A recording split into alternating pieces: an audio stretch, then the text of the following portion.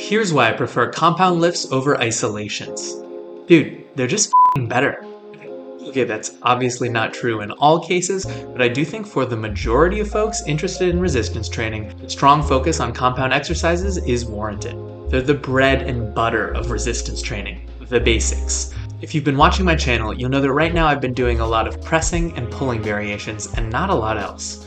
And I'm seeing some of the best progress I've seen in years.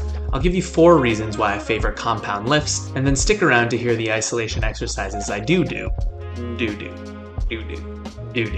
So first things first, I'm not a bodybuilder. I'm not interested in building a certain aesthetic physique in certain proportions. Of course, I still appreciate feeling and looking good, but there are thousands of aesthetically pleasing body types out there. What I am interested in is improving my body's ability to move, handle the stress of heavier loads, and just be generally robust for the activities that I love, which right now are climbing and running. And building muscle is a massive part of that. Lean muscle mass is also highly correlated with health and longevity, which makes sense because it's the raw material that allows your body to move efficiently and interact with the world. So for long-term strength development, we do need to consider hypertrophy. Some people are lucky enough to grow significant muscle while just training strictly for strength, but I don't think I'm one of those people. After hitting plateaus in many of my main lifts and gathering various joint and soft tissue injuries along the way, I think that one of the problems with my programming was just trying to push the strength ceiling too high without having the base of muscle mass to actually support it. Now here are 4 reasons that I favor compound lifts for muscle building. Number 1, time efficiency. The more muscles involved in a lift, the more work you get done. Controlled repetitions of just about every exercise, isolation or compound, take about the same amount of time to complete. If you're flying through leg extensions faster than you could complete a squat, you would likely be better served by slowing down the tempo a little bit. So by doing compound lifts, you're working more muscles in less time. Reason number 2, specificity for my goals. So my current training for the last 6 months has been more hypertrophy focused. That said, I'm not bodybuilding for my whole body. I'm not training calves, side delts, or rear delts. I'm focused on basic compound movements because those are the movements that I want to actually get stronger in. So we're putting in the time building the hardware that's used by those movements. It totally makes sense that if you're interested in developing a specific physique, each muscle in a certain proportion to the others, then just compound lifts won't completely deliver that for you. Still, a huge amount of musculature can be worked that way, but specific isolation and more niche exercises likely make sense for those goals. But those aren't my goals, so I don't do them. Reason number 3, compound lifts are more useful on average.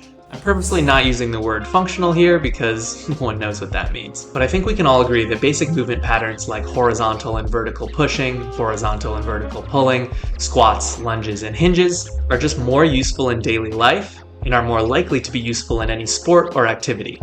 I say most likely because of course there are exceptions. For example, I do isolation exercises only for the bottom 1 and 2 joints on my fingers every single week for rock climbing. The payoff for rock climbing, in being able to better hold my heavy body onto the wall, is huge, but the payoff for literally every other aspect of what I do is 0. Farmer walks for grip training would be way more useful in most situations.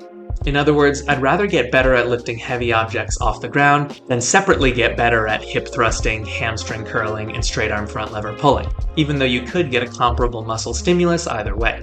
Reason number 4 is that compound lifts often have excellent strength curves for muscle stimulation. Take for example the triceps in dips. Performing dips is a known triceps killer, and part of the reason is that you take the triceps through a massive range of motion with a very heavy load, but the strength curve is just amazing. At the top, where the triceps are nearly straight and the angle of gravity nearly in line with your bones, there's almost no assistance from any other muscle. But at the bottom, in the stretch position, where the triceps would be utterly overloaded if they had to work in isolation, the pecs, deltoids, and even lats are able to depress the shoulders and bring your elbows down, helping the triceps out. In fact, I love the feeling of triceps in dips so much that I'm making a whole video about it. Stay tuned for that. I also find that the chest and shoulders get even more stimulus from doing presses than when I do fly variations aimed to isolate those very same muscles. A notable exception to this is the bent over row for the shoulder retractors. The strength curve just sucks for working shoulder retraction, unless you use the ring row or to a lesser extent the bar inverted row.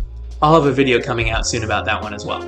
So compound movements make up the vast majority of my training, but that said, here are some isolation movements that I do think are worth my time. First of all, I do bicep curls. Personally, I don't think chin-ups do quite enough for them, and I mean, come on, there's so much. I also do finger isolations for climbing. Ask any climber, there's no substitute for hangboarding. Do hanging leg raises because I feel some sort of dynamic work for the core is worthwhile. And finally, I do external rotations for the rotator cuff. I don't think any sort of compound lift really hits these, and they're super important for shoulder health, specifically for climbing. What are your favorite compound lifts for hypertrophy? Or what isolation exercises can't you live without? Let us know in the comments, and have a great day.